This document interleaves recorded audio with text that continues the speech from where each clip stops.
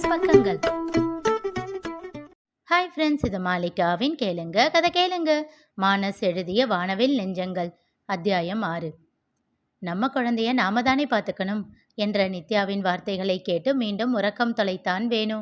ஏனோ நேரடியாக அவனிடமே அப்படியான வார்த்தைகளை பேசிய பின் அவனால் அவள் கூறியதை ஜீரணிக்கவே முடியவில்லை. மறுபடியும் அவளை தவிர்த்தான். இம்முறையும் கண்டுகொண்டாள் நித்யா. ஆனால் கணவனிடம் அதை பற்றி எதுவும் கேட்கவில்லை. என்ன தவறு என்பதை சொன்னால்தானே தெரியும், இல்லை என்றால் நான் மட்டும் என்ன செய்ய முடியும் என்று எண்ணிக்கொண்டு விட்டுவிட்டாள். 1 மாதம் முடிந்த நிலையில் மீண்டும் சாரங்கனும் அன்னபூரணியும் வீட்டிற்கு வந்தனர். தன் மகளும் மருமகனும் ஒட்டாமல் இருப்பதை கண்டுபிடித்து விட்டார் அன்னபூரணி. நித்யாவை பிடித்து அவளிடம் கேட்டுக்கொண்டிருந்தார். இம்முறை அவர்கள் பேசுவதை கேட்க வேண்டும் என்றே சத்யா தந்த காஃபியை எடுத்துக்கொண்டு அவர்கள் அறை கதவின் அருகே சுவற்றில் சாய்ந்து நின்று மெதுவாக அருந்தி கொண்டிருந்தான் வேணு. நித்யா, என்னம்மா, உனக்கும் மாப்பிள்ளைக்கும் ஏதாச்சும் பிரச்சனையா? அப்படியெல்லாம் எதுவும் இல்லை. பொய் சொல்லாதடி, நான் உன்னோட அம்மா, என்கிட்ட பொய் சொல்லலாம்னு நினைக்காத. சரி, இப்போ என்ன, உனக்கும் அப்பாவுக்கும் பிரச்சனை எதுவும் வந்ததே இல்லையா? எங்களுக்குள்ள நாங்களே பார்த்துக்கிறோம், நீ எதுவும் தலையிடாத. சரிடி, நான் எதுவும் தலையிடலை. 2 பேரும் அந்யோன்யமாக தானே இருக்கீங்க. அதெல்லாம் இருக்கும். கஷ்டமாக இருந்தால் பிள்ளைங்களை வேணும்னா ராத்திரி சத்யா கிட்ட விட்டுடு என்றவரை ஏளனமாக பார்த்தாள் நித்யா. அப்போ ராத்திரி மட்டும் அவங்க கிட்ட இருந்தால் தப்பில்லையாம்மா என்றாள் பேச்சில் கேலி தெரிக்க. பசங்க தூங்குனதுக்கு அப்புறம் எங்கே இருந்தா என்னடி? முழிச்சுக்கிட்டு இருக்கிறப்ப யார் கூட இருக்காங்களோ அவங்க கூட தான் ஒட்டுவாங்க. ராத்திரி தூக்கத்தில் என்ன தெரிய போகுது? எழுந்திரிச்சா சமாதானம் செஞ்சு தூங்க வைக்க போறா, அவ்வளவுதானே. அப்பா, பயங்கர சுயநலவாதிமானி என்றாள் கொஞ்சம் எரிச்சலாக. இதோ பாருடி, நான் உன்னோட நல்லதுக்கு தான் சொல்கிறேன். சரி சரி என்றவள் அதற்கு மேலே அங்கே இருந்தால் தன் அம்மாவை ஏதாவது சொல்லிவிடுவோம் என்று எண்ணி வெளியில் வந்தாள். அங்கே நின்றிருந்த வேணுவை பார்த்து ஒரு நொடி திகைத்தவள் பின் எதுவும் பேசாமல் அங்கிருந்து சென்று விட்டாள். வேணு சென்று கிணற்று திட்டின் மேல் அமர்ந்து கொண்டான். அமைதியாக இதுவரை நித்யாவின் செய்கைகளை அசை போட்டு பார்த்தான். அவள் அம்மா சொல்வதற்கு தலைகீழாக அவள் இதுவரை செய்து கொண்டிருக்கிறாள் என்று தோன்றியது. பிள்ளைகள் விழித்திருக்கும் வேளையில் சத்யாவிடமும் தூங்கும் வேளையில் அண்ணனுக்கும் அன்னிக்கும் தனிமை தந்து தன்னிடமே வைத்துக் கொள்கிறாள் என்பதும் இப்பொழுது புரிந்தது. அவளை பற்றி புரியாமல் கோபத்தை காண்பித்து விட்டோமே என்று வருந்தினான். நித்யாவின் அம்மாவும் அப்பாவும் கிளம்பி ஊருக்கு சென்றதும் அன்று இரவு அஸ்விதாவின் பசியை ஆற்றி உறங்க வைத்தாள் நித்யா. வேணு முரளியின் அறையிலிருந்து உறங்கிக் கொண்டிருக்கும் ஆதியை தூக்கி கொண்டு வந்தான். மெத்தையில் அவனை படுக்க வைத்துவிட்டு நித்யாவிடம் வந்தான். நித்யா, தயவு செஞ்சு எதுவும் சொல்லிடாதீங்க. எனக்கு புரிஞ்சிடுச்சு நீங்கள் ஏன் என் மேலே கோபமாக இருக்கீங்கன்னு. உங்களுக்கு என் மேலே இருக்கிற நம்பிக்கை என்னன்னு புரிஞ்சிடுச்சு. இதுக்கு மேலே எதுவும் பேசி என்னை கஷ்டப்படுத்திடாதீங்க என்று விட்டு சென்று படுத்து கொண்டாள். அவள் அருகில் வந்து அமர்ந்தான் வேணு. I'm sorry Nithya. நீங்கள் என்னோட கன்னத்தில் 2 அடி வச்சு உங்கள் அம்மா கிட்ட ஏன் அப்படி சொன்ன அப்படின்னு கேட்டிருந்தா கூட எனக்கு வலிச்சிருக்காது. நான் அந்த மாதிரி தான் முடிவே பண்ணி என்னை தள்ளி வச்சிட்டீங்கல்ல, அதுதான் ரொம்ப கஷ்டமாக இருக்குது. அவங்க என்னோட அம்மா. அவங்க கிட்ட இங்கே இருக்கிறவங்களுக்காக சப்போர்ட் பண்ணி பேசினா இன்னும் அவங்களுக்கு அக்கா மேலேயும் மாமா மேலேயும் வெறுப்பு தான் அதிகமாகும். அதனால தான் அவங்க சொல்கிறதுக்கெல்லாம் சரின்னு தலையாட்டிட்டு நான் என்னோட இஷ்டத்துக்கு நடந்துக்கிறேன். ஏன் என்கிட்ட கூட சொல்லலைன்னு நீங்கள் கேட்கலாம். நீங்கள் என்னோட ஹஸ்பண்டுனா அவங்க என்னோட அம்மா. அவங்கள எப்படி நான் விட்டு கொடுப்பேன்? 2 குடும்பத்தையும் பேலன்ஸ் பண்ண எனக்கு இந்த வழி தான் தெரிஞ்சது. ஆனால் இது உங்களை என்கிட்ட இருந்து பிரித்து வைக்கும்னு நான் நினைக்கல.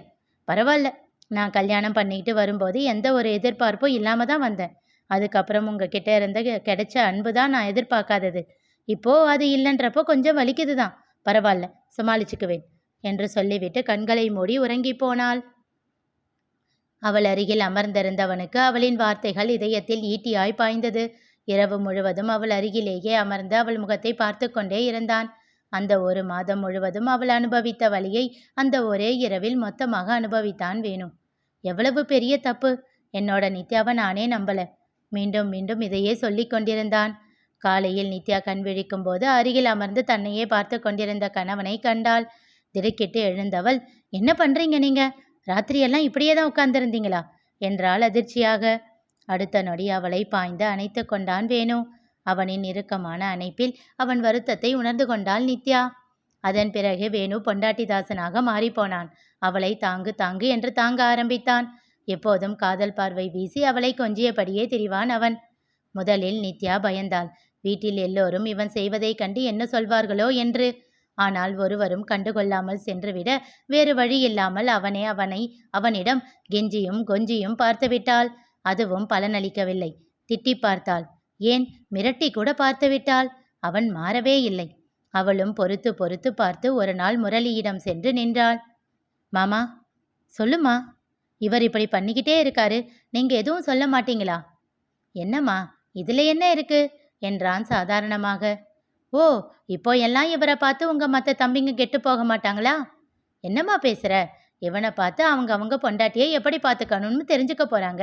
இதுல என்ன தப்பு இருக்கு? எனக்கு புரியலையே என்றான். தலையில் அடித்து கொண்டு வந்துவிட்டாள் நித்யா. என்னடி, என்னமோ சலிச்சுக்கிட்டே வர?